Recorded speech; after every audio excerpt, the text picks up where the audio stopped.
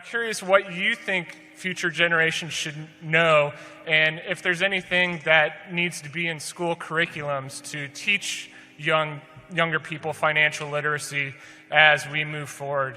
Yeah, I think there's a problem with financial literacy with our current generation, but it is a tough sell in a world of credit cards and a world that depends on calculators rather than people sitting down and doing actual arithmetic and all of that to teach people. But in the end, I think we make progress over time. I mean, I hope our annual reports contribute to that sort of thing. But you're going to have people doing very foolish things with money. I remember on my honeymoon, I was 21 and my wife was 19, and we drove west. I'd never been to Las Vegas.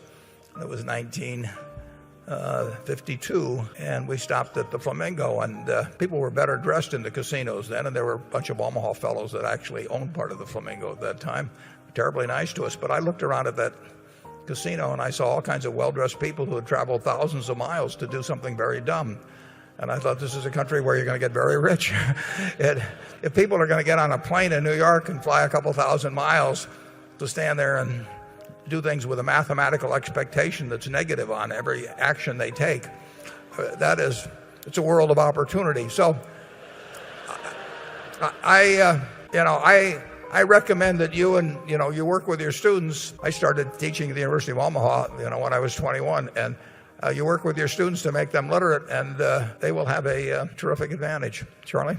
Well, a world where legalized gambling is now conducted by a great many states in the form of lotteries, where people are encouraged to bet against the odds, and a world where we have a vast overuse of high-cost credit card debt. It needs a lot more financial literacy. I would argue literacy. I think we've been going in the wrong direction.